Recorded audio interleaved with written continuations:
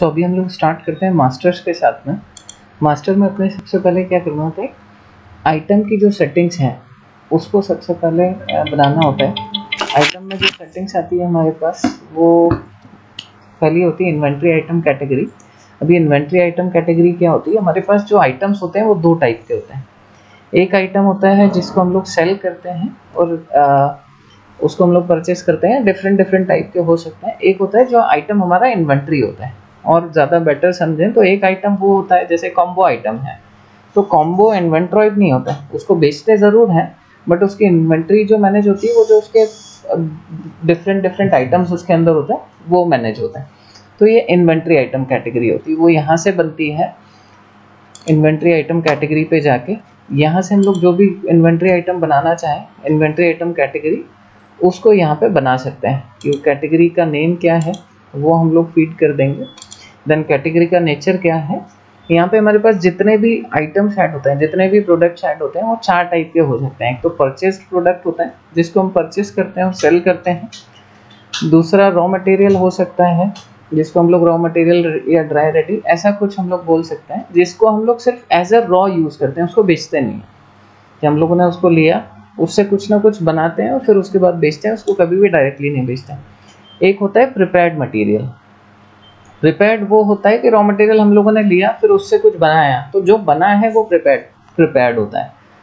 Like example के लिए food से एग्जाम्पल लेते हैं तो समोसा है, तो समोसा प्रिपेयर्ड मटेरियल है कि सुबह हम लोगों ने लिया तो आलू एंड मसाला और सारी चीज़ें ले ली, उससे हम लोगों ने प्रिपेयर किया, बना के रख लिया और बना के फिर हम उसको सेल आउट कर रहे हैं। या फिर ब्रेड हो सकता है, या फिर हम लोग अपने केस में बात करें तो जो आप बॉक्स चीज़ें बेचते हैं, लाइक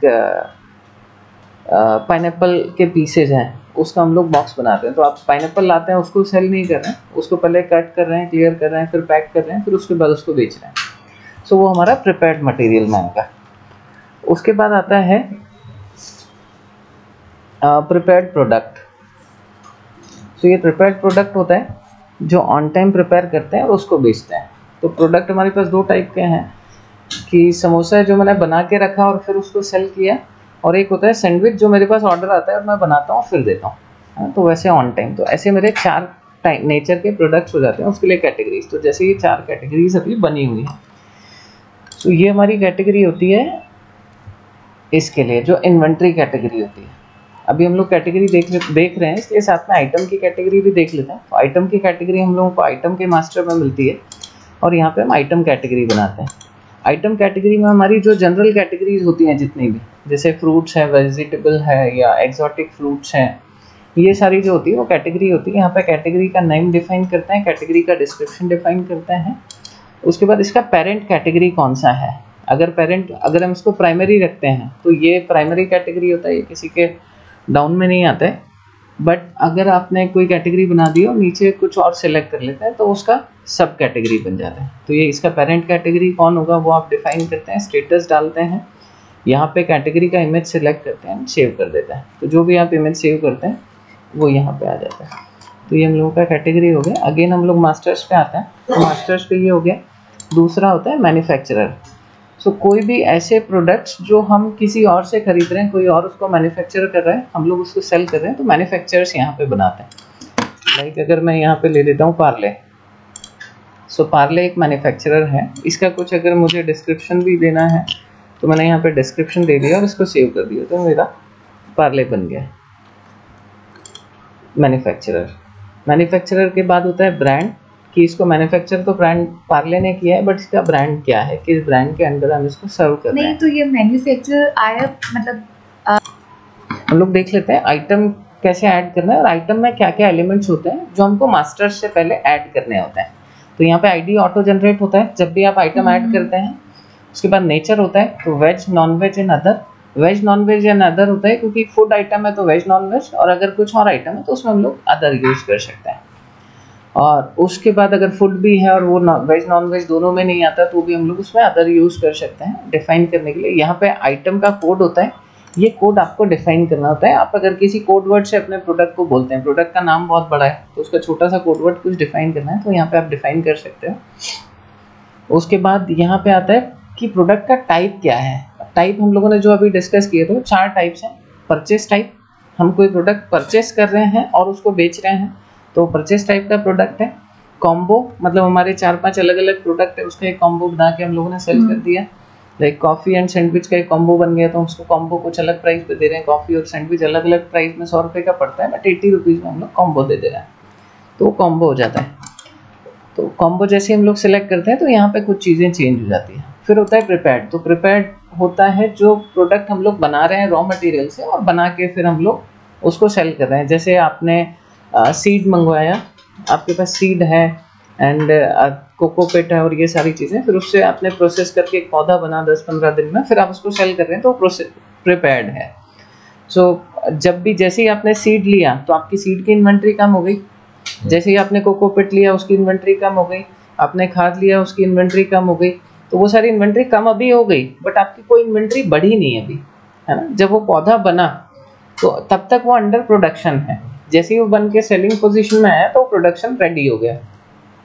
तो आपको पता है इतने दिन तक मेरा मटेरियल प्रोसेस हो रहा था, अब जाके ये बना है, तो वो प्रिपेयर्ड मटेरियल हो गया। उसके बाद आ गया एक ऑन टाइम। ऑन टाइम में वो होता है कि कोई प्रोडक्ट आप इमीडिएट, कस्टमर आया, उसने बोला मुझे ये चीज़ बना के दे दो, और आपने उसको बना के दे दिया। लाइक आपके पास एक कॉमन एग्जांपल सैंडविच का ही काफ़ी अच्छा है कि कस्टमर आया, उसने बोला मुझे सैंडविच दे दो, तो आपने ब्रेड के स्लाइस उठाए, जो जो मटेरियल लेना था वो आपने लिया, उसमें ऐड किया और उसको सेल कर दिया। अब आपने सेल क्या किया, सैंडविच, बट आपकी इन्वेंट्री कौन सी खत्म हुई, क्योंकि सैंडविच तो इन्वेंट्री में था ही नहीं। इन्वेंट्री में तो आपके पास थी ब्रेड, उसके बाद उसका मसाला या टिक्की या जो भी आप उसमें अनियंस एंड सारी चीज़ें डालते हैं, वो तो आप जो डिफाइन करके रखते हो उसमें से माइनस हो जाता है। सो ये 4 टाइप के हमारे प्रोडक्ट्स बनते हैं यहाँ पे, जो हमको डिफाइन करने होते हैं। उसके बाद कैटेगरी होती है, तो आप कैटेगरी यहाँ पे यूज़ करते हैं। अब कैटेगरी यहाँ पे यूज़ आती है कि जब हम प्रोडक्ट बना रहे हैं तो ये किस कैटेगरी में फॉल करता है। अब कैटेगरी हमको यहाँ पे चाहिए ड्रॉप डाउन में, तो हमको मास्टर से पहले बनानी होती है, तो हम बनाते हैं, उसके बाद वो यहाँ पे दिखती है। उसके बाद क्या होता है, इसका शेल्फ लाइफ कितना है। सो अगर मेरा ये जो भी प्रोडक्ट मैं बना रहा हूँ उसका शेल्फ लाइफ है 10 आवर्स, तो मैं आवर्स में डाल दूंगा। अगर उसका डे में है तो डे डल जाएगा, अगर मंथ्स में है तो मंथ्स डल जाएगा, जो भी आपका शेल्फ लाइफ है उतना, उसके बाद वो एक्सपायर्ड हो जाएगा या वेस्टेज में चले जाएगा। इंग्रेडिएंट्स क्या क्या है वो आप यहाँ पे ऐड कर सकते हो प्रोडक्ट के। उसके बाद इसकी न्यूट्रिशन वैल्यू कितनी है, तो अगर आपका कोई फूड प्रोडक्ट है तो आपके लिए काम का, अदरवाइज इसको ब्लैंक छोड़ सकते हैं। तो यहाँ पे न्यूट्रिशन वैल्यू में जाते हैं तो ये आ जाता है कि इसका एनर्जी कितना है, कार्बोहाइड्रेट कितना है। अब इसमें से सिर्फ हम लोग जिस पे चेक करते हैं उसकी ही वैल्यू डालते हैं, और उसकी वैल्यू ही फ्रंट पे दिखती है, बाकी नहीं दिखता है। तो अगर हमारा कोई ऐसा प्रोडक्ट है जिसमें ये कुछ आता ही नहीं है तो हम इसको टच नहीं करेंगे, इसको ऐसे ही छोड़ देंगे। और अगर हम लोग बनाते हैं, ये मैंडेट होता है सेंट्रल गवर्नमेंट की तरफ से कि आप जो भी पैक्ड फूड अगर कुछ भी बेचते हैं तो उसमें आपको ये डिफाइन करना होता है। सो जब FASSI का जो आप वो लेते हैं लाइसेंस, उसके बाद ये मैंडेट हो जाता है। आपने अगर ये प्रिंट नहीं किया आपके पैक पे तो वो लीगल एक्शन ले सकते हैं, तो उस पर आपको ये सारा कुछ प्रिंट करना होता है। अगर कुछ भी पैक्ड फूड, चाहे सेव नमकीन बेच रहे हैं या कुछ ऐसा, कुछ भी पैक्ड फूड है तो आपको ये उस पर डिफाइन करना ही है। उसके बाद टैक्स, आपका टैक्स किस टाइप का है, या तो इस प्रोडक्ट पे टैक्स लगता नहीं है या फिर HSN वाइज लगता है, तो HSN आपने डाला तो यहाँ पे HSN की लिस्ट आ जाती है। अभी HSN कहाँ से आया है, तो ये मास्टर में हमको क्रिएट करने होते हैं HSN, तो मास्टर से क्रिएट करते हैं तो यहाँ पे आता है। तो जो हम लोगों ने मास्टर में जैसे कैटेगरी क्रिएट किया वैसे ही हम लोग HSN भी क्रिएट करते हैं। उसके बाद मैन्युअली, सो आपका अगर टैक्स आपको HSN नहीं करना है, मैनुअल करना है, तो यहाँ पे आप परसेंटेज डिफाइन कर लेते हैं। तो ये जो परसेंटेज आता है ये भी मास्टर से आते हैं। मास्टर्स में आप जाके डिफाइन कर देते हो कि मेरे बिजनेस में कौन कौन से टैक्स परसेंटेज चलते हैं। फिर आपका टैक्स टाइप क्या है, एक्सक्लूड है या इंक्लूड है। तो जो भी मैं यहाँ पे प्राइस डाल रहा हूँ, लाइक मेरा प्राइस है 100 रुपीज़, तो मेरा उसके ऊपर टैक्स लगेगा तो मैं इसको एक्सक्लूड कर दूंगा 100 प्लस टैक्स, और अगर उसमें इंक्लूडेड है तो मैं इंक्लूसिव कर दूंगा इसको। सो इंक्लूडेड रहेगा, कस्टमर को जो प्राइस लगेगा वो 100 रुपये ही लगेगा, टैक्स उसके अंदर से कटेगा। और अगर मैंने इसको एक्सक्लूड किया तो कस्टमर को 100 रुपये प्लस अगर 18% डिस्काउंट है तो 118 रुपये उसको पे करना। सो ये वो डिफाइन करता है। उसके बाद add on applicable. So add on applicable क्या होता है, कोई भी आइटम है उसके साथ में मैं कुछ एड ऑन देने वाला हूँ क्या, तो एड ऑन एप्लीकेबल होता है। लाइक अगर मैं मोबाइल फ़ोन दे रहा हूँ तो मोबाइल फ़ोन के साथ एड ऑन मेरा हो सकता है कि मुझे उसको कवर देना है, स्क्रीन गार्ड देना है या कुछ ऐसी एसेसरीज देनी है, तो मैं इसको यस कर दूंगा तो बाद में जाके मैं इसको डिफाइन कर सकता हूँ। फूड के केस में पिज़्ज़ा है तो मुझे कुछ टॉपिंग देनी है, या अगर प्लांट्स के केस में हम लोगों को उसको कोकोपीट अलग से साथ में देना है तो ये ले लो, या फिर कुछ और हमारा कुछ खाद हो सकती है, ऐसी कुछ चीज़ें देनी है तो हम लोग उसको ऐड कर सकते हैं कि ऐड ऑन है, कि कोई भी पर्सन अगर वो चीज़ खरीदेगा तो हम उसको एक दूसरी चीज़ ऑफर कर देंगे उसके साथ में अपसेल करने के लिए। सो वो हम लोग यहाँ पे डिफाइन करते हैं ऐड ऑन को। उसके बाद होता है कस्टम प्राइसिंग। तो जब मैं इसको कॉस्ट पे बेचता हूँ, है ना, अब हमारी जो सेल्स होती है वो दो जगह से होती है, एक ई कॉमर्स से होती है, एक पॉस से होती है। पॉस से हम लोग जब भी किसी प्रोडक्ट को सेल करते हैं, सो वहाँ पे जो भी पॉस से सेलिंग कर रहे हैं वो प्राइस को एडिट कर सकता है या नहीं कर सकता है, उसके लिए कस्टम प्राइसिंग होता है। कि अगर कस्टम प्राइसिंग को यस कर दिया मतलब आप बेचते टाइम भी प्राइस चेंज कर सकते हो, और अगर ये नो है तो आप बेचते टाइम प्राइस नहीं चेंज कर सकते, जो एमआरपी डली है आपको उस पर ही बेचना है, ठीक है। उसके बाद होता है ई कॉमर्स स्टेटस। तो आप ये जो आइटम बना रहे हो ये आपकी ये ई कॉमर्स वेबसाइट पे दिखेगा या नहीं दिखेगा, वो यहाँ से डिफाइन होगा। तो आपने नो किया तो ई कॉमर्स पे नहीं दिखेगा, आप कॉस्ट से बेच सकते हो। अगर आपने यस कर दिया तो ये दिखेगा, और जैसे ही आप इसको यस करते हो तो यहाँ पे आपके पास ये तीन चीज़ें आ जाती है, e commerce tag, e commerce Meta title, e commerce का मेटा डिस्क्रिप्शन। ये होते हैं एसईओ पर्पज से, कि जो आपके आइटम का पेज बनेगा उस पेज में जो टाइटल डिस्क्रिप्शन चाहिए होते हैं सर्च इंजन के लिए, वो यहाँ से डिफाइन होंगे। तो जो भी एसईओ वाला पर्सन है वो इसको यूज़ करके यहाँ पे अपने टाइटल डिस्क्रिप्शंस डाल सकता है ताकि वो सर्च इंजन में प्रोडक्ट पेज हमारा रैंक करे। उसके बाद होता है बारकोड स्टेटस। बारकोड अभी नो है, बाय डिफ़ॉल्ट नो रहता है। जैसे ही आप इसको यस करते हैं तो इसका एक बारकोड जनरेट हो जाता है जो ऑटो जनरेटेड होता है। बट अगर आपका ऐसा कोई प्रोडक्ट है जिस पे बारकोड प्री प्रिंटेड आता है, कोई ब्रांडेड प्रोडक्ट है, तो आप इसको एडिट करके वो बारकोड भी डाल सकते हैं। तो बारकोड इज कम्प्लीटली एडिटेबल, आप उसको एडिट कर सकते हैं। उसके बाद बॉम एप्लीकेबल। बॉम क्या होता है? BOM is bill of material. तो बिल ऑफ मटेरियल, आप अगर ये पर्टिकुलर प्रोडक्ट बना रहे हैं तो उसमें क्या क्या चीज़ें लगने वाली हैं वो आप यहाँ पर डिफाइन कर सकते हो। तो अगर मेरा कोई प्रोडक्ट है जो इस टाइप का है, जो मैं ऑन टाइम बनाता हूँ या प्रिपेयर्ड है, तो उसमें बॉम एप्लीकेबल होता है कि मैं समोसा बना रहा हूँ तो उसमें मुझे इतना, एक जो मेरा समोसा बनता है उसमें इतना ग्राम का मैदा लग रहा है, इतना आलू लग रहा है, इतना ये चीज़ें लग रहा है, वो इस तरीके से डिफाइन हो जाता है। ऐसे ही आप अगर प्रोसेस करके कोई प्लांट भी बनाते हैं तो उसमें मेरा कितना कोकोपीट लग रहा है, कितना मेरा कौन सा प्लांट लग रहा है जो मैंने अलग से मंगवाया, फिर उसके बाद में मेरा कौन सा पॉट लग रहा है, तो तीन चार जो भी चीज़ें लग रही है वो आप बॉम में डिफाइन करते हैं। तो अगर आपको बॉम बाद में बनाना है तो आप इसको यस रखते हैं, और अगर वो ऐसा नहीं है, आप सिर्फ खरीदते और बेचते हैं, तो वहाँ पे इसको नो रखना होता है। Redeem status.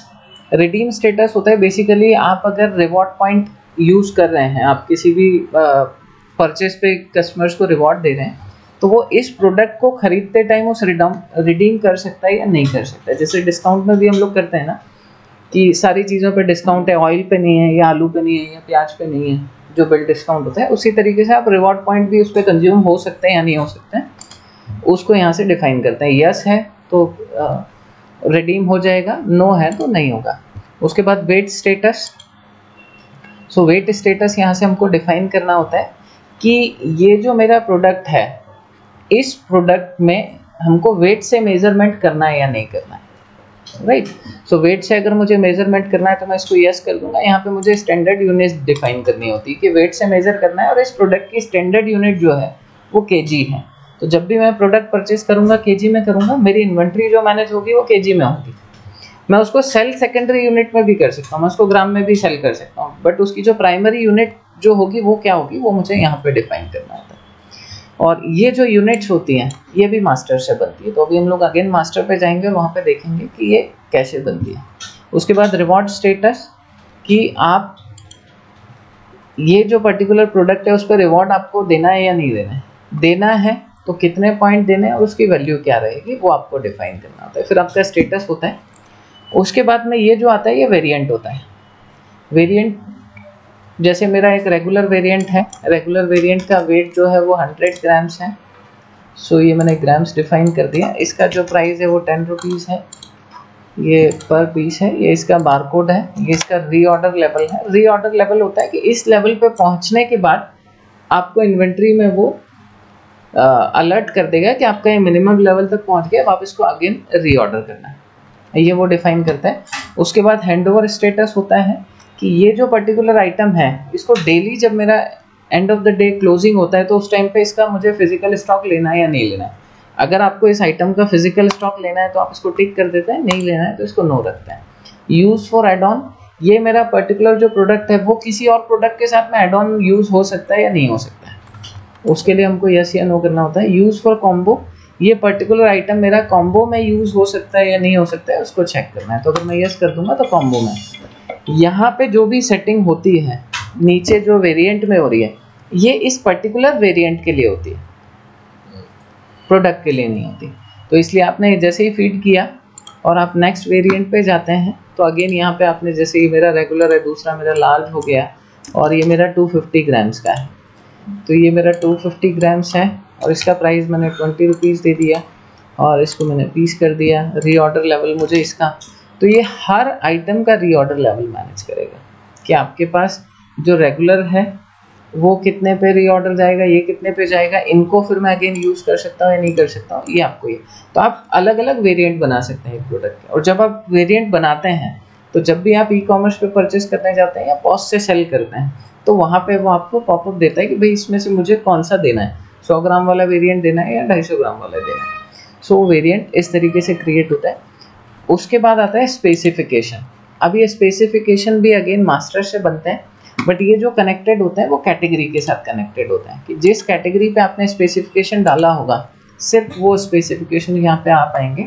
अभी क्योंकि कोई भी स्पेसिफिकेशन बनानी है अगेन हम लोग मास्टर्स पे मूव करते हैं, मास्टर्स को क्रिएट करते हैं। मास्टर को क्रिएट करेंगे तो हमको बाकी चीज़ें और दिखाई देंगी, तब हम लोग स्पेसिफिकेशन को भी समझेंगे। अब जब मैं परचेस बनाता हूँ तब मेरे को ये दिखता है ब्रांड, यहाँ पे ब्रांड का ड्रॉप डाउन आ रहा है। अब ये जो ड्रॉप डाउन में वैल्यू लानी है इसके लिए हमको मास्टर से एंट्री करनी होती है। तो जो आपने ब्रांड वहाँ पे बना दिया वो यहाँ पे रिफ्लेक्ट होता है। तो आपको वहाँ पे सिर्फ एक बार बना के रखने होते हैं ताकि आप उसको मल्टीपल प्रोडक्ट्स में यूज़ कर पाओ। सेम चीज़ होती है मैन्युफैक्चरर के लिए भी। मैन्युफैक्चरर भी आपने मास्टर्स में बना दिया, वो यहाँ पे आपको दिखेंगे, तो यहाँ से आप उसको यूज़ कर सकते हो कि भाई ये कौन से मैन्युफैक्चरर का प्रोडक्ट है, ताकि जब आपको रिपोर्ट निकालनी है कि मैंने किस ब्रांड की सेल्स कितनी की है या किस मैन्युफैक्चरर का मैंने कितना सेल किया है, सो आप उसको डिफाइन करके निकाल पाओ। या फिर आपको मैन्युफैक्चरर वाइज कुछ डिस्काउंट देना है, ब्रांड वाइज कुछ डिस्काउंट देना है, या ब्रांड वाइज आपको परचेस करना है, तो हर जगह पे आपको जो फिल्टर करना है उस डेटा को आप इन सारे चीज़ों से फिल्टर कर पाओ, उसके लिए ये यूज़ में आता है। ये जो सेक्शन होता है दैट इज़ फॉर डिस्क्रिप्शन। तो आपको उस प्रोडक्ट का पूरा डिस्क्रिप्शन डालना है, वो यहाँ पे आप डाल सकते हो। ये आपके नॉलेज के लिए भी हो सकता है जब आपको कॉस्ट पे सेल करना है। तो और जब आप ई कॉमर्स और B2C भी काम करता है, राइट। सो यहाँ पे जो मैं डिस्क्रिप्शन डिफाइन करता हूँ, ये डिस्क्रिप्शन जो मेरी वेबसाइट होती है और मोबाइल एप्लीकेशन होती है उसमें भी प्रोडक्ट डिस्क्रिप्शन में ये मुझे दिखाई देता है, ठीक है। सो ये सारे आइटम्स बने हुए हैं। जैसे इसमें हम कोई भी एक आइटम को एडिट करके देख लेते हैं, ये जो आइटम बना हुआ है, तो मैं इस आइटम को देखता हूँ तो ये आइटम पूरा बना हुआ है। आइटम का ये है, इसका नेचर अदर है, इसका कोड ये है, टाइप परचेस है, कैटेगरी प्लांट है, मैन्युफैक्चरर डिफ़ॉल्ट है, ब्रांड HOB है। उसके बाद इसका शेल्फ लाइफ 24 मंथ्स है। इंग्रेडिएंट्स अपन ने इसमें डाले नहीं है। टाइप जो है इसका जो टैक्स टाइप है वो HSN बेसिस पे है, तो HSN के साथ में जो कनेक्टेड टैक्स होगा वो ऑटोमेटिकली इसमें ले लेगा। HSN से टैक्स मैनेज करने का बेनिफिट ये होता है, जैसे 0602 इस पे अगर आज की डेट में जो टैक्स चल रहा है वो 12% है ना, बट 6 महीने बाद गवर्नमेंट ने इस पे टैक्स चेंज कर दिया, तो आपको जाके सिर्फ HSN को अपडेट करना है और वहाँ पे उसकी टैक्स वैल्यू चेंज कर देनी है।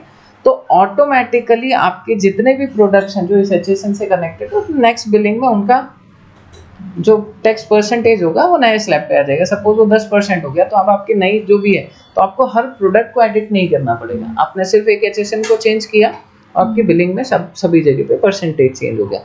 तो इसलिए जो प्रेफरेबल होता है वो HSN ही होता है। उसके बाद ये ई-कॉमर्स टैग, तो ये अभी डाले हुए नहीं है, और एड ऑन और ये वाली सारी कंडीशन भी जो अकॉर्डिंग टू प्रोडक्ट रिक्वायर्ड है वो डाली हुई है। यहाँ पे जो वेरिएंट है इसमें वैल्यू नहीं डाली हुई है, यहाँ पे सिर्फ आपने प्राइस डाला है। ये प्रोडक्ट किसने ऐड किया है, इसमें एक चीज़ आपको ध्यान रखनी पड़ेगी, टाइटल डालना ज़रूरी है। तो टाइटल नहीं डालेंगे तो फ्रंट में दिखेगा नहीं प्रॉपरली, है ना। वेरिएंट का है, हाँ, तो प्लांट का है तो प्लांट में यहाँ पे आपको वेरिएंट का जो भी नेम है, चाहे आपका एक वेरिएंट है तो भी आपको नाम डालना है यहाँ पे, है ना। और अगर इसका वेट आप मेजर नहीं कर रहे हैं तो इसको वेट स्टेटस को नो रखिए, तो वो कॉलम ही ओपन नहीं होगा।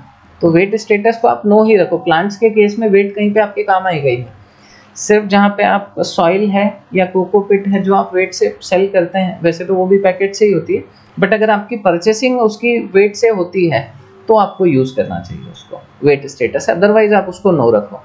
नो रखोगे तो आएगा। बारकोड आपका यहाँ पे ये जनरेट हो गया, तो आपका सिंगल प्रोडक्ट है तो उसका ये यूनिक बारकोड हो गया।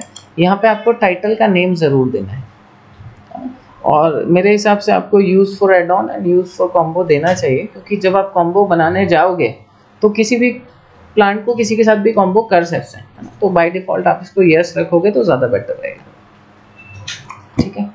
सो ऐसे ही आइटम क्रिएट होता है ना।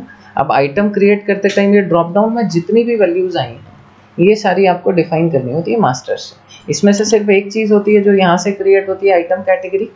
बाकी जो सारी चीज़ें होती है वो आपकी क्रिएट होती है यहाँ से, सेटिंग्स है। तो आपने इन्वेंट्री आइटम कैटेगरी बना दिया, उसके बाद मैन्युफैक्चरर क्रिएट कर दिया, ब्रांड क्रिएट कर दिया, टैक्स क्रिएट कर दिया।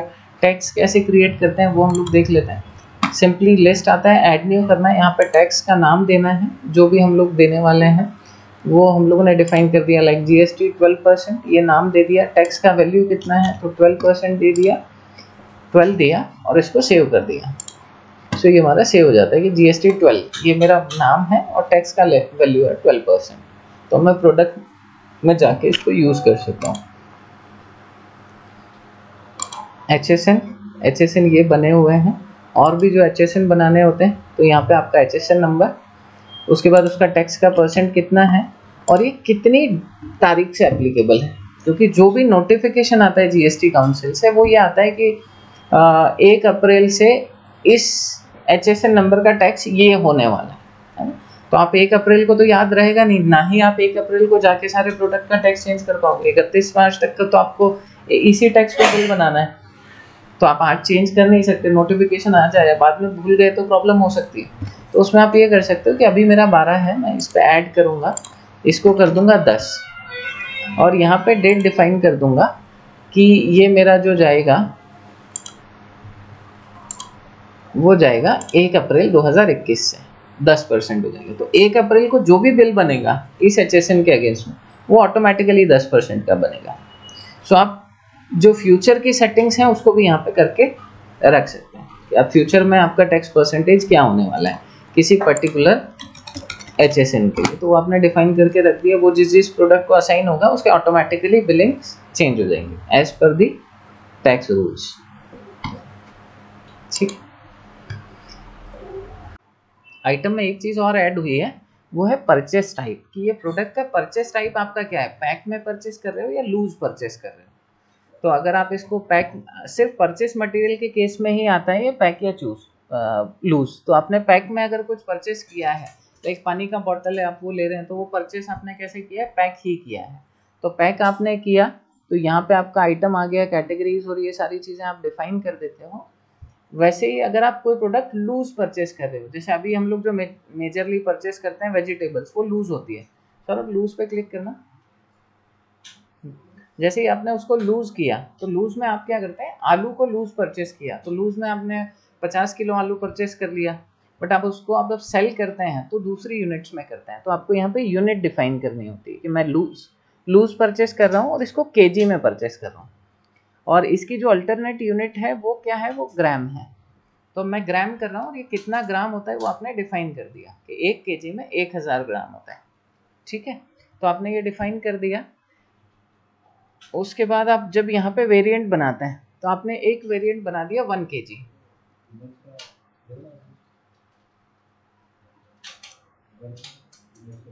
ये आपने वेरिएंट बना दिया 1 kg, इसका प्राइस डाल दिया 50 रुपीज़ और आपने यूनिट सिलेक्ट कर लिया kg, ठीक है। ये आपका डिफाइन हो गया। अब यहाँ पे use for add on, use for combo आपको करना है तो वो कर दिया। नया वेरिएंट ऐड करना है तो नया वेरिएंट जो है वो 500 ग्राम, आधा किलो हमको सेल करना है, उसका नाम हम लोगों ने रख दिया 500 ग्राम। इसका प्राइस हम लोगों ने कर दिया 26 रुपीज़ और इसको ग्राम्स सेलेक्ट कर लिया। तो अब क्या होगा, और यहाँ पे वेट स्टेटस को किया है यस, तो यहाँ पे ये वेट मांगेगा तो हमने वेट डाल दिया 1 और यहाँ पे डाल दिया 500। तो आपकी ये 500 ग्राम्स और ये है 1 kg। तो आप अपने जो इन्वेंट्री परचेस किया था, वो इन्वेंट्री आपने परचेस किया था 50 किलो, बट अगर आधा आधा किलो के भी आपके 10 पैक गए तो वो उसमें से 5 किलो माइनस कर देगा। वो आपको इन्वेंट्री जो दिखाएगा वो स्टैंडर्ड यूनिट में दिखाएगा। ठीक है, तो इस तरीके से आपको यहाँ पे डिफाइन करना होगा। सौरभ एक केस वो भी बता दो, केजी में ले रहे हैं और पीस में सेल कर रहे हैं तो केजी अपन ले रहे हैं तो हम लोग अल्टरनेट यूनिट बनाते हैं पीस की। मेरा 1 केजी में अराउंड 10 पीसेस बनता है, मतलब मैं ये लेके चलता हूँ मेरा जो एक पीस है वो 100 ग्राम्स का। ओके, तो आपने पीस में कन्वर्जन कर दिया। अब आप नीचे जो प्राइसिंग डालोगे वो पीस पे डाल दोगे। वेट स्टेटस नो कर दो। नंबर जैसे ऑरेंज है, वो एक आपने केजी ले लिया, एक आपने ग्राम्स ले लिया और एक आपने पीसेस ले लिया। अब वो पपीता के प्राइस कटते हैं ना, एक वो पैक बनाकर वो वाला नहीं होगा। ये सपोज मैंने पीसेस ले लिया है तो मुझे ये पता है कि मेरा जो पीस है ये 100 ग्राम्स का है पर पीस।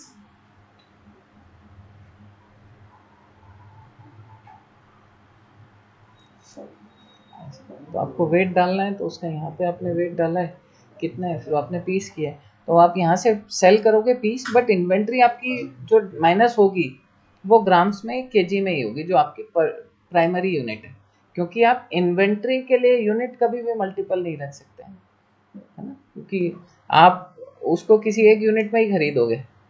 अगर आप उसको टन में भी खरीद रहे हो तो 1000 किलो लिखोगे उस पर, बट आपको एक प्राइमरी यूनिट डिफाइन करना रहेगा कि मुझे इसी यूनिट में इसका इन्वेंट्री रखना है। वो यहाँ पे 100 पीस डाला हुआ है ना, 100 पीस नहीं आएगा, ये एक ही पीस आएगा। पीस तो एक ही आएगा ना यहाँ पे, एक ही पीस आएगा। वो जो मैनेज होगा वो होगा आपने जो इसकी अल्टरनेट यूनिट बनाई है कि एक जो आपका केजी है स्टैंडर्ड, है ना, उसमें आपके 1 केजी में 10 पीस बनते हैं, तो वो निकाल के लाएगा कि 1 केजी में 10 पीस बने, मतलब 1.1 केजी जो है वो माइनस करेगा। ठीक है, तो आपने उसका यहाँ पे वैल्यू कर दिया है कि 1 केजी में 10 पीस आते हैं, तो अब मैं यहाँ पे जो बेच रहा हूँ ये मेरा पीस है, ये 500 ग्राम्स की जगह पीस लिख दो उसको। और ये जो उस समय आप टाइटल डालेंगे वो होगा आपका 100 ग्राम्स। वो ग्राम्स में भी डाल सकते हो या पीस में डाल सकते हो, वो आप पे डिपेंड करता है कि उसको कैसे लिखना है आपको। यहाँ पे आप कुछ भी लिख दें, जो भी आप यहाँ पे लिखोगे वो कस्टमर को दिखेगा और जो ट्रैक होगा वो इससे होगा कि आपने यहाँ क्या वैल्यू डाली है और यहाँ पे आपकी यूनिट क्या है। तो यहाँ पे आपने डाला है 1 और पीस, सो एक पीस आप बेच रहे हो, उसका नाम ये है और उसका प्राइस ये है। ठीक है, तो 26 रुपये का आपने एक पीस बेचा है। एक पीस जैसे ही बिका तो आपकी इन्वेंट्री में से 0.1 kg माइनस हो गया, जो भी आपका ये कन्वर्जन आप यहाँ पे डिफाइन कर रहे हैं। क्लियर है? इसको आप करोगे तो समझ में आ जाएगा। और बाकी सिंपल सी चीज़ है, अपन कन्वर्जन डिफाइन कर रहे हैं, सो कन्वर्जन को अगर समझने की कोशिश करें तो आपका स्टैंडर्ड यूनिट है केजी, है ना। केजी में आप क्या करते हो, आप केजी में लेते हो फॉर एग्जांपल कोई बड़ी चीज़, हाँ एप्पल ले लेते हैं, तो हमने 1 केजी एप्पल लिया और हमारा जो साइज़ जो आता है वो स्टैंडर्ड ही होता है, तो 4 पीसेज ही आते हैं उसमें। तो आपने यहाँ पे पीस किया, यहाँ पे 1 केजी किया, यहाँ पे एग्जांपल के लिए 10 पीस आते हैं, 1 किलो एप्पल में 10 पीसेज आते हैं, तो आपने यहाँ क्या किया 1 केजी और 10।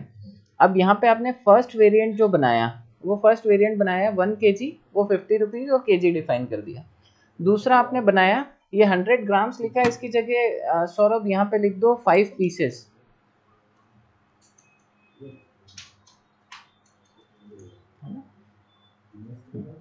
फाइव पीसेस, और ये जो वेट में आपने 1 लिखा है उसकी जगह लिख दो 5, ठीक है। तो अब क्या हुआ कि 5 पीस आप बेच रहे हो, 5 पीस का आपने एक पैकेट बनाया, उसको आप बेच रहे हो, उसका जो वेट है, सो वेट मीन्स नंबर कितना है, क्वांटिटी कितनी है, तो वो आपने किया 5 और यहाँ पे आपने यूनिट सिलेक्ट किया 5 पीसेस। तो आपके 5 पीसेस का जो कॉस्ट है वो 26 रुपये है ना। तो ये 5 पीस का पैक आप बेच रहे हो, उसको सेल कर रहे हो। जैसे ही आपका सेल होगा ई कॉमर्स से या पॉस से कहीं से भी, तो आपकी आपने ये क्या दिया, 5 पीस बेचे, बट आपकी इन्वेंट्री से जाके वो ½ kg कम कर देगा, क्योंकि उसके लिए 1 kg की वैल्यू है 10 पीस। तो अगर 5 पीस आपने बेचे तो कितनी वैल्यू हो गई, ½ kg। तो ½ kg उसने इन्वेंट्री में से माइनस कर दिया, क्योंकि आप अल्टीमेटली जो परचेस कर रहे हो केजी में कर रहे हो। आपने रीऑर्डर लेवल भी जो डाला हुआ है वो केजी के हिसाब से ही डाला हुआ है, कि मेरा जैसे ही मेरे पास 5 किलो बचेगा एप्पल, वैसे ही मेरे को नया एप्पल ऑर्डर करना है, ठीक है। तो अब क्योंकि आप बेच तो केजी में रहे नहीं हो, बेच तो आप पीस में रहे हो, है ना। तो पीस को वो केजी में कन्वर्ट करेगा, और पीस का केजी में जो कन्वर्जन होगा वो कैसे होगा, वो यहाँ से होगा, उसको आप खुद डिफाइन कर रहे हो कि मेरा 1 केजी में 10 पीस आ रहा है। अब कोई और आइटम हो सकता है, सपोज पपीता है, तो उसमें 1 केजी में 2 पीस आते हैं, तो आपने यहाँ डिफाइन कर दिया 1 केजी इक्वल्स टू 2 पीस। तो पपीता के केस में आपका 1 पीस बिकने पे वो आधा किलो माइनस करेगा, एप्पल के केस में 5 पीस बिकने पे वो आधा माइनस करेगा, 2 पीस बिकने पे पपीता के केस में 1 किलो माइनस कर देगा, और एप्पल के केस में 2 पीस बिकेंगे तो सिर्फ 200 ग्राम माइनस करेगा, ठीक है। सो यहाँ पे आप उसका यूनिट डिफाइन कर देते हैं। क्लियर है ना, कि परचेस आइटम वो है जिसको हम लोग खरीद रहे हैं और बेच रहे हैं, है ना। उसके बाद हमारे पास एक आइटम आता है प्रिपेयर्ड आइटम। तो अगर आप चॉप्ड वेजिटेबल कुछ सेल कर रहे हो, सो उस केस में आपको क्या करने का है, या कट पाइनएप्पल आप सेल कर रहे हो, तो उस केस में क्या होता है, पाइनएप्पल लेके आते हो, उसको कट करते हो, फिर उसको पैक करते हो, फिर उसको सेल करते हो। उस पूरी प्रोसेस में क्या होता है, आपने उसको खरीद के रखा, फिर आपने जो भी आपका कटर है उसको बोला कि भाई इसको काटो, तो ये हुआ कि आपके पास 700 ग्राम का एक पाइनएप्पल आया था, बट उसको जब आपने क्लीन किया तो उसमें से निकला 400 ग्राम मटेरियल, है ना। बाकी आपका पूरा वेस्टेज चला गया। अब वो 400 ग्राम को आपने लिया, आपका एक बॉक्स पैक है उसमें रखा, फिर उसको टेप से टेपिंग किया, फिर उस पर एक स्टिकर लगाया, है ना। तो अब ये जो प्रोडक्ट रहा वो परचेज प्रोडक्ट नहीं रहा, ये प्रिपेयर्ड हो गया, क्योंकि आप एक खरीद के लाए कोई चीज़, उसका आपने नेचर चेंज कर दिया, मतलब उसका रूप पूरा चेंज कर दिया आपने। वो पहले पाइनएप्पल था, वो पीसेज हो गए, है ना। तो अब एक तो आपने उसको चेंज किया तो उसकी वैल्यू भी कम हो गई वेट वाइज, कि वो 700 ग्राम से 400 ग्राम ही बचा। दूसरा, अब आप उस प्रोडक्ट को बेच रहे हो तो उसमें सिर्फ और सिर्फ पाइनएप्पल की कॉस्ट नहीं है, उसमें उस बॉक्स की भी कॉस्ट है 4 रुपये, जो आपने बॉक्स खरीदा है कहीं से, है ना। उस पर आपने 20 पैसे की एक टेप भी लगाई है और 50 पैसे का एक स्टिकर भी लगाया है। तो अब उसकी वैल्यू चेंज हो गई है। अब एक पाइनएप्पल बेचने पे आपकी इन्वेंट्री पाइनएप्पल की माइनस नहीं हो रही है, पाइनएप्पल की भी हो रही है, साथ में बॉक्स की भी हो रही है, उसके साथ में टेप की भी हो रही है, उसके साथ में स्टिकर की भी हो रही है। 4 चीज़ों की इन्वेंट्री आपकी माइनस हो रही है। उसके लिए आपको क्या करना पड़ेगा कि आप यहाँ पे जाओगे, आइटम सेलेक्ट करोगे, इसको प्रिपेयर्ड में डालोगे, यहाँ पे बाकी सारी चीज़ें जो फीड करना है वो सारी चीज़ें फीड करोगे, और इसका जो बॉम्ब स्टेटस होगा उस बॉम्ब स्टेटस को यस कर दोगे, तो उसमें बॉम्ब डिफाइन करने का ऑप्शन आता ही है। तो आपने यहाँ से उसको सिलेक्ट कर दिया, पाइनएप्पल बॉक्स 400 ग्राम और इतने रुपए का है, ये कैटेगरी, ये सब कुछ आपने यहाँ पे फीड कर दिया। उसके बाद जब आप जाते हैं तो यहाँ पे आप आइटम का बॉम्ब क्रिएट करना है, तो आपने जो भी आइटम बनाया होगा वो यहाँ पे आएगा। तो अपन उसको एक आइटम क्रिएट कर लेते हैं और क्रिएट करके देखते हैं। ठीक है सौरभ, मैं कर लेता हूँ इसको।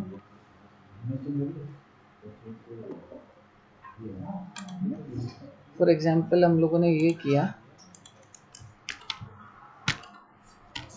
इसको मैंने दे दिया पाइन 400,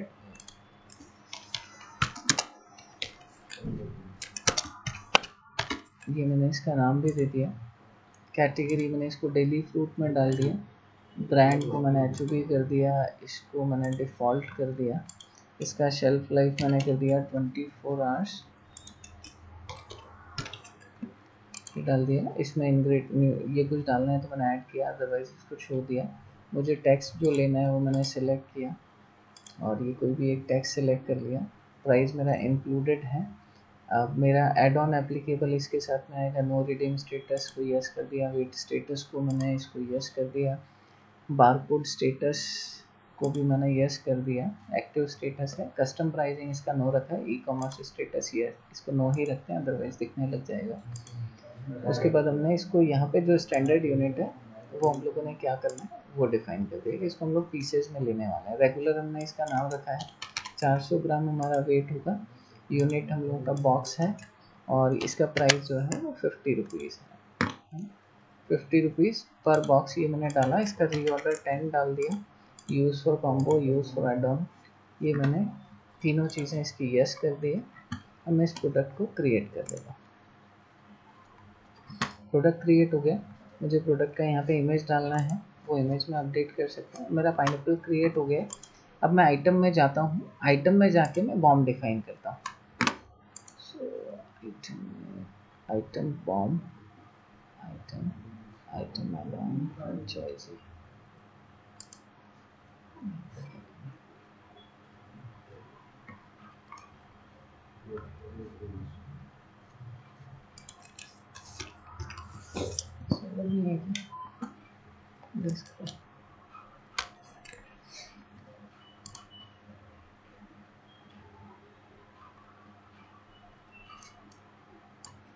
सो जो भी आइटम है जिसमें आपने बॉम्ब स्टेटस यस किया है वो आइटम आपको यहाँ पे दिखता है।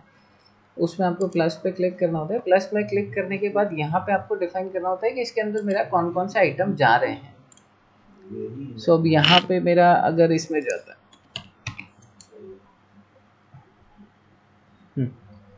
इसमें मेरा पाइनएप्पल का एक पीस जा रहा है, तो ये एक पीस जा रहा है। उसके बाद मेरा इसके साथ में और क्या लग रहा है, तो अगर मैंने बॉक्स बनाया हुआ है, बॉक्स अभी इसमें बने हुए नहीं होंगे तो बॉक्स बनाने पड़ेंगे अपने को। बॉक्स की जगह कोई ऐसा और मटेरियल है कि अपने पास जिसको अपन यूज़ कर सकते हैं इसके साथ में? मान लेते हैं कैलेंडर है, ये हम लोग उसके अंदर पैक करके दे रहे हैं, ये हमारे लिए एक बॉक्स है फॉर एग्जांपल। तो मेरा एक बॉक्स लग रहा है, ये मैंने डिफाइन कर दिया। अब ये दो चीज़ें मेरी इसमें लग रही है, और टेप और ये वो जो भी सारी चीज़ें होंगी वो हम लोग यहाँ पे ऐड कर देंगे, और इसको ऐड करने के बाद इसको सेव कर देंगे। अब ये मेरा सेव हो गया। अब मेरा जब भी ये पाइन सेल होगा तो मेरी दोनों इन्वेंट्री कम होगी, मेरी पाइनएप्पल का एक पीस कम होगा और एक कैलेंडर का स्टॉक कम होगा, ये दो स्टॉक मेरे कम हो जाएंगे। सो आपको ये करना पड़ेगा कि जो आप वो बनाते हैं बॉक्स को भी एक आइटम बनाना पड़ेगा। जो आपका पैकेजिंग बॉक्स आता है, पैकेजिंग बॉक्स को एक आइटम बनाएंगे। उसके बाद आपके जो स्टिकर्स आते हैं प्रिंट होके उसको आप एक आइटम बनाएंगे। जितने भी रॉ मटेरियल्स है उसको सभी सबके आइटम्स बन जाएंगे, और उसको फिर यहाँ पे डिफाइन करना पड़ेगा। वो डिफाइन करेंगे तो यहाँ से चले जाएगा। सो ये वाला जो हम लोगों ने देखा ये उन सारे आइटम्स के लिए है जो आइटम के अंदर पाइन 400 पाइन 400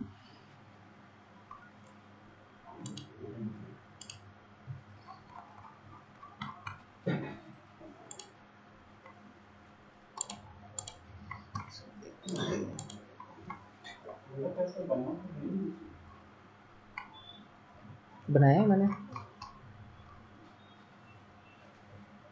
सक्सेसफुल आया भी है।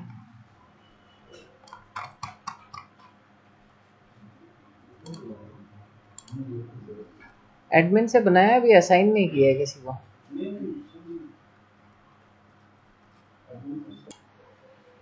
अभी हम लोग देख लेते हैं कैसे हम कॉम्बो ऐड कर सकते हैं। तो जैसे हम लोगों ने अदर आइटम्स ऐड किए हैं वैसे ही कॉम्बो ऐड होता है। यहाँ पे कॉम्बो डिफाइन करना होता है। आपने आइटम का कोड डाला, आइटम का नेम डाला, शेल्फ लाइफ डाला, आइटम्स डाले, ये सारी चीज़ें, और इसमें आपने बाकी चीज़ें डाल के सेव कर दिया। तो जितने भी आपके कॉम्बो टाइप के आइटम्स होंगे वो इस तरीके से क्रिएट हो जाएंगे। कॉम्बो में जो सबसे इम्पॉर्टेंट चीज़ होती है वो होता है कि प्राइस, उसका प्राइस कितना है और किस यूनिट में आप उसको बेच रहे हैं। कि मेरा कॉम्बो का एक बॉक्स है जो इतने अमाउंट का है। एक चीज़ आपको और जो डिफाइन करनी होती है वो ये होती है कि इस कॉम्बो में कितने आइटम्स अलाउड हैं। तो आपने डाल दिया 5, कि इस कॉम्बो में 5 आइटम मैं देने वाला हूँ। जैसे हम लोग एक बना लेते हैं कॉम्बो 5, तो मैंने कॉम्बो 5 बना दिया, इसका कोड दे दिया C5, ये मेरा कॉम्बो टाइप में है। और इसको मैंने एग्जॉटिक फ्रूट में दे दिया। इसका मेरा जो शेल्फ लाइफ हो तो दे दिया। बाकी सारी चीज़ें हमारी नॉर्मल है और इसको हम लोगों ने सेव कर दिया। आइटम भी सेव हो गया। अभी मेरा कॉम्बो 5 सेव हो गया। अब मुझे कॉम्बो में ये डिफाइन करना होता है इस कॉम्बो में प्रोडक्ट्स कौन कौन से आते हैं। तो हमको जाना होता है कॉम्बो आइटम पे। कॉम्बो आइटम पे जाते हैं तो जो हम लोगों ने कॉम्बो टाइप का प्रोडक्ट बनाया वो यहाँ दिखने लगता है। इसमें हमको प्लस करके आइटम्स ऐड करने होते हैं। अब मैं अप टू 5 आइटम्स यहाँ पे ऐड कर सकता हूँ। तो अप टू 5 आइटम्स में जो भी आइटम्स ऐसे होंगे जिनका use for combo status yes हमने किया होगा बनाते टाइम, वो हमको यहाँ दिखेंगे। तो सपोज मेरा ये एक आइटम है। दूसरा मैं जो ऐड करना चाह रहा हूँ वो दूसरा आइटम मैंने ये ऐड कर दिया। तीसरा आइटम मैं जो ऐड करना चाह रहा हूँ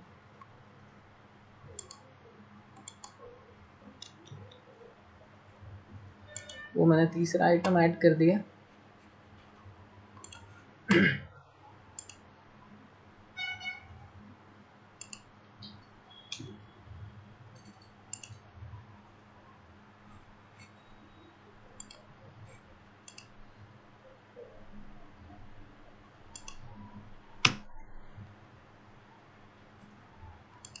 चौथा आइटम मैंने ऐड कर दिया। पांचवा आइटम ऐड करूंगा तो मुझे, क्योंकि मेरा मैक्सिमम लिमिट 5 है। सेम हो गया। ये अलग हो गया। अब मेरे ये ऊपर वाले सेम सेटिंग यहाँ पे वेरिएंट अपन चेंज कर सकते हैं उसका, है ना। सो ये मैंने ले लिया। अब ये मेरे 5 आइटम हो गए। अब मैं 6th आइटम जैसे ही ऐड करूँगा तो मुझे परमिट नहीं करेगा ऐड करने के लिए। और यहाँ पे जैसे ये वाला जो प्रोडक्ट है इसके 3 वेरिएंट है, तो मुझे कौन सा वेरिएंट देना है वो भी मैं डिफाइन कर सकता हूँ। मुझे ये देना है, ये देना है, ये देना है। उसके बाद अगर मैं इसमें से किसी को भी एक को ऑप्शनल बना देता हूँ, लाइक मैंने एक कॉम्बो बनाना है जहाँ पे मैं दे रहा हूँ बर्गर प्लस कॉफ़ी या टी, कुछ भी ले लो एक, तो मुझे उसमें से एक चीज़ को ऑप्शनल बनाना है तो मैंने उसको ऑप्शनल बना दिया। तो जब मैं एक को ऑप्शनल बना देता हूँ तो मैं एक प्रोडक्ट को और ऐड कर सकता हूँ। तो वो मैं एक ऑप्शनल क्रिएट कर सकता हूँ और इसको सेव कर सकते हैं। तो ये जो प्रोडक्ट होगा ये ऑप्शनल में आ जाएगा और इसको सेव कर लेते हैं। तो अब मेरा ये डिफाइन हो गया। तो अब मैं जब भी ये कॉम्बो सेल होगा, तो जब कॉम्बो सेल होगा तो इसमें ये 5 आइटम की इन्वेंट्री माइनस होगी। अब इसमें कॉम्बो, क्योंकि कॉम्बो की तो कोई इन्वेंट्री होती नहीं, कॉम्बो तो हम परचेस करते नहीं है, हम तो अलग अलग आइटम्स परचेस करते हैं। तो ये मेरे 5 आइटम है जो मैं परचेस करता हूँ और जब मैं कॉम्बो को सेल करता हूँ तो इनकी इन्वेंट्री माइनस होती है। इसमें मतलब प्रोडक्शन वगैरह इसमें तो कुछ, इसमें प्रोडक्शन कुछ नहीं होता इसमें, तो क्योंकि आप परचेस प्रोडक्ट ला रहे हो उसको सेल कर रहे हो। अगर आपका कोई प्रिपेयर्ड है तो भी वो अगर बना हुआ रखा होगा तो इन्वेंट्री माइनस होगी। तो यहाँ पे तो सिर्फ आप कंबाइन करके बेच रहे हो। सपोज मेरा कीबोर्ड और माउस है, कीबोर्ड अलग जगह से खरीदा, माउस अलग जगह से खरीदा, दोनों को एक पैक में डाल के पैक कर दिया, कीबोर्ड माउस कॉम्बो बना दिया। सो वो एक कॉम्बो इस तरीके से काम करता है। तो वहाँ पे सिर्फ इन्वेंट्री माइनस हो रही है मेरी एक कीबोर्ड की, किसकी, इसमें कोई आइटम आएगा जो अपन ने कॉम्बो के लिए यूज, हाँ, जिसको अपन ने टिक किया हुआ है। जब आप आइटम बनाते हैं, जब भी आप आइटम को क्रिएट कर रहे हैं उस समय पे आपने ये जो स्टेटस है, जिन आइटम पे आपने यूज फॉर कॉम्बो स्टेटस पे टिक किया हुआ है, सिर्फ वही आइटम आपको वहाँ पे ड्रॉप डाउन में दिखेंगे कॉम्बो के अंदर ऐड करने के लिए। ठीक है। सो इस तरीके से कॉम्बो बनता है। एड ऑन भी हम लोग देख लेते हैं कि एड ऑन कैसे क्रिएट होता है। एड ऑन के लिए ये होता है कि जो आइटम आप यहाँ पे यूज फॉर एड ऑन का स्टेटस यस करके रखते हैं वो आपको एड ऑन में दिखते हैं। और ये जो मेन्यू अब आप ओपन करते हैं आइटम एड ऑन, यहाँ पे सिर्फ वो आइटम दिखते हैं जिसका आपने यहाँ पे add on applicable status yes किया हुआ होता है। तो अगर आपका कोई ऐसा आइटम बना हुआ है जिसका add on applicable status yes है तो ही हमको यहाँ पे आइटम दिखेंगे, अदरवाइज नहीं दिखेंगे। तो हमारे 3 आइटम ऐसे हैं जिसमें एड ऑन एप्लीकेबल यस किया हुआ है, तो ये हमको दिख गया। इस पर मैंने प्लस किया तो ये भी सिमिलर होता है। आपको यहाँ पे सिलेक्ट करना होता है कि इसके अंदर मुझे कौन सा एड ऑन देना है। तो ये एड ऑन दे दिया। एड ऑन कितने प्राइस में देना है और क्या यूनिट में देना है। उसके बाद अगर कोई और एड ऑन भी है तो मैं वो भी डिफाइन कर सकता हूँ। ये एड ऑन कितने प्राइस का है वो मैं डिफाइन करके इसको सेव कर सकता हूँ। तो ये मेरे एड ऑन्स बन गए। मतलब एक के साथ एक फ्री वाला ना? नहीं, एक के साथ एक फ्री नहीं। एड ऑन मीन्स आप कुछ एक चीज खरीद रहे हो, उसके साथ में कुछ मिल रहा है। आप पिज्जा खरीद रहे हो तो आपसे पूछता है कि अच्छा, आपको एक्स्ट्रा चीज चाहिए, हाँ, तो एक्स्ट्रा चीज के वो 20 रुपए एक्स्ट्रा लेता है और ऐड कर देता है।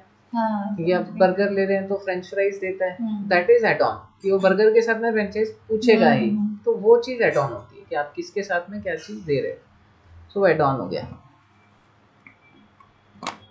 सो इस टाइप से आप एड ऑन यहाँ पे क्रिएट कर देते हो। तो जब आप पॉस में जाके किसी चीज़ की बिलिंग करते हैं, जैसे आप ये पॉस में गए, अगर आपने कोई प्रोडक्ट बनाया हुआ है जिसके अंदर एड ऑन है, शायद हम लोगों का इसके अंदर कोई भी एड ऑन नहीं है, दूसरी शॉप के अंदर ज़रूर है, वो एड ऑन वहाँ पे दिखा सकते हैं। ये सारे आइटम्स हैं जो यहाँ से चेक किए हुए हैं, वो उस पर्टिकुलर फ्रेंचाइजी को असाइन हो जाते हैं। यहाँ पे जो प्राइस डाला हुआ है ये उस फ्रेंचाइजी के लिए प्राइस हो जाता है। जैसे बेबी पोटैटो का प्राइस 34 है, बट इस फ्रेंचाइजी के लिए फ्रेश के लिए 19 रुपये, राइट। और इसका अवेलेबिलिटी स्टेटस यस है, तो अगर ये यस है तो मुझे वेबसाइट पे दिखेगा, अदरवाइज नहीं दिखेगा। अब यहाँ पे कुछ चीज़ें होती है, जैसे एक इन सीज़न है, फिर उसके बाद कैटेगरीज हैं, उसके बाद डील्स एंड ऑफर्स हैं, और इसे अलग अलग सेक्शंस हैं। तो किस सेक्शन में मुझे कौन सा प्रोडक्ट दिखेगा उसको डिफाइन करते हैं यहाँ से, कि अगर मैं इसके स्पेशल कैटेगरी को यस कर दूंगा यहाँ से चेक, तो मुझे यहाँ पे दिखने लग जाएगा इन सीज़न में। तो वो आप यहाँ से डिफाइन करते हो और यहाँ से डिफाइन करके इसको यस कर देते हो। आपको प्राइस भी अगर डेली बेसिस पे चेंज करना है फ्रेंचाइजी के, तो आप यहाँ से डायरेक्टली जाके कर सकते हो। अगर एडमिन से करते हो तो फ्रेंचाइजी से भी जाके करते हो तो भी आपको आइटम्स की लिस्ट दिख जाती है। वहाँ जो लिस्ट दिखती है वहाँ पे सिर्फ आपको आइटम दिखते हैं अपने जो आपको असाइंड है, यहाँ पे आपको सारे आइटम्स दिखते हैं। और उसके बाद ये जो स्टेटस है, जैसे कॉलीफ्लावर को अपन ने यस किया हुआ है तो ये हमको यहाँ दिखेगा, ये रहा। अगर मैं उसको अभी नो कर दूंगा तो यहाँ से फ्रंट से हट जाएगा, अंदर दिखेगा बट यहाँ फ्रंट पे नहीं दिखेगा। ये मैंने यहाँ पे बेस्ट प्राइस पे डाल रखा है, तो मेरा कैरेट रेड मेरे को बेस्ट प्राइस जहाँ पे बना हुआ है मुझे वहाँ पे बेस्ट प्राइस स्टोर में दिख जाएगा। ये ऐसे काम करता है। तो यहाँ से हमको आइटम को फ्रेंचाइजी को असाइन करना होता है। फ्रेंचाइजी कैटेगरी तो सेम, जैसे हम लोगों ने जो सारी कैटेगरीज बना रखी है वो बनी हुई है। अब कौन सी कैटेगरी के प्रोडक्ट कौन सी फ्रेंचाइजी बेच सकती है, हम वो यहाँ से डिफाइन कर सकते हैं कि फ्रेश में कौन कौन सी कैटेगरीज अलाउड है। तो मैंने ये कैटेगरीज की हुई हैं, तो सिर्फ मुझे यहाँ पे यही कैटेगरीज दिखती है। अब इसमें से अगर मैं किसी और को भी चेक कर दूंगा तो मुझे फ्रंट पे वेबसाइट पे दिखने लग जाएगी, तो वो यहाँ से कंट्रोल होती है।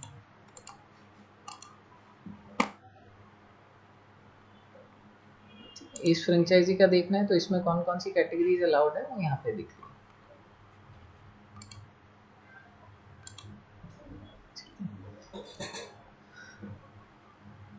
तो ये फ्रेंचाइजी आइटम कैटेगरी बारकोड जो हमको प्रिंट करने होते हैं वो यहाँ से प्रिंट हो जाते हैं। उसका डिज़ाइन पे कुछ काम चल रहा है, तो जैसे ही हो जाता है तो हम लोग इसको भी देख लेंगे। डिस्काउंट्स हम लोग ऑलरेडी पूरा समझ चुके हैं, तो इसमें सारी चीज़ें कवर हो गई हैं अपार्ट फ्रॉम स्पेसिफिकेशन। स्पेसिफिकेशन भी मैं बता देता हूँ। स्पेसिफिकेशन क्या होता है? स्पेसिफिकेशन होता है बेसिकली किसी भी चीज़ का स्पेसिफिकेशन देना। लाइक मैं अगर ये दे देता हूँ साइज़, मेरा एक स्पेसिफिकेशन है साइज़।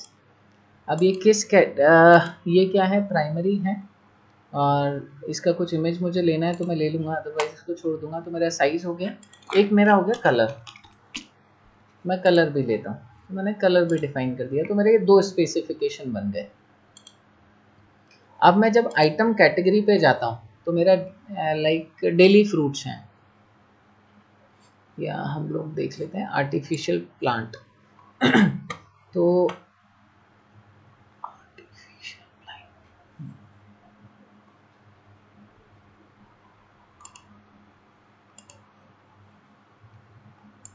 specification type,